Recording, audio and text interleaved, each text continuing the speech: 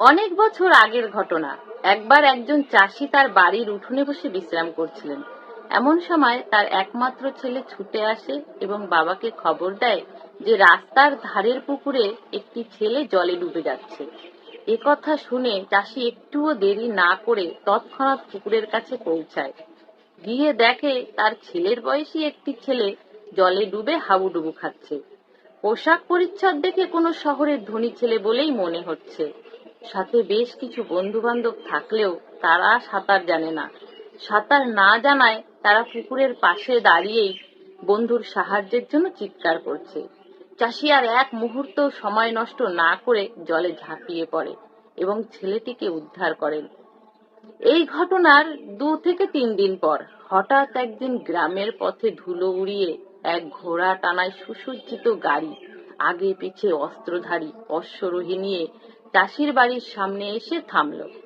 চাষি কিছুটা ভয় পেয়ে গেছিল। এত বড় গাড়ি, এত সাজসজ্জা দেখে সে কিছুটা ঘাবড়ে গেছিল। এরপর গাড়ি থেকে যে ব্যক্তি নেমে এলেন তার ব্যক্তিত্ব তার ঐশ্বর্যের পরিচয় বহন করে, কিন্তু তার মুখের হাসি দেখে চাষি কিছুটা স্বস্তি পেলেন। তিনি হেসে বললেন, আপনি সেই মহানুভব যিনি আমার একমাত্র ছেলের জীবন বাঁচিয়েছেন? কৃষক মৃদু হেসে বললেন, আজ্ঞে হ্যাঁ। সেই ধনী ব্যক্তি এরপর গরিব চাষির হাত ধরে অশ্রু সজল চোখে বললেন, আপনার ঋণ আমি কোনোদিন শোধ করতে পারবো না, তবু বলুন আমি আপনার জন্য কি করতে পারি। চাষি প্রথমে কিছুই নিতে রাজি হলো না। শেষমেশ অনেক অনুরোধের পর বললেন, দেখুন, আমার সেই ক্ষমতা নেই যে আমি আমার ছেলেকে কোনো ভালো স্কুলে পড়াই।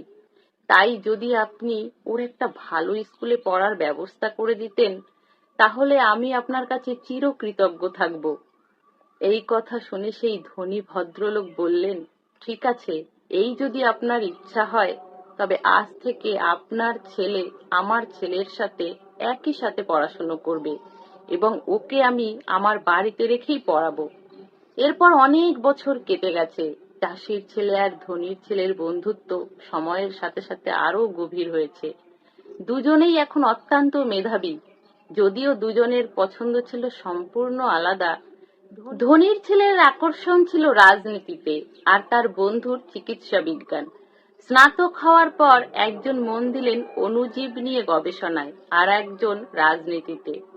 গবেষক বন্ধুর এক একটা গবেষণাপত্র যখন চিকিৎসা দুনিয়ায় আলোড়ন ফেলেছে, তখন আর এক বন্ধুর নেতৃত্ব দানের ক্ষমতা আকৃষ্ট করেছে ইংল্যান্ডের যুব সমাজকে। এর মধ্যে একদিন সেই রাজনীতিবিদ বন্ধুর এক গভীর অসুখে আক্রান্ত হয়। অনেক বড় বড় চিকিৎসক যখন ব্যর্থ হয়ে ফিরে যায়, তখন সেই গবেষক বন্ধু এগিয়ে আসে। তিনি দিন রাত এক করে নিজের তৈরি ওষুধে চিকিৎসা করতে থাকেন এবং সম্পূর্ণ সুস্থ করে তোলেন নিজের প্রাণাধিক প্রিয় বন্ধুকে। কারণ তাকে ছাড়া তো আধুনিক বিশ্বের ইতিহাস লেখাই অসম্পূর্ণ থাকত। জানেন এই দুজনকে? সেই চাষির ছেলে হলেন বিশ্ববন্দিত বিজ্ঞানী পেনিসিলিনের আবিষ্কারক স্যার আলেকজান্ডার ফ্লেমিং, আর তার বন্ধুটি হলেন ব্রিটিশ প্রধানমন্ত্রী উইনস্টন চার্চিল। বন্ধুত্বের কোনো শেষ নেই। বন্ধুত্ব সৃষ্টিকর্তার এক অমূল্য সৃষ্টি।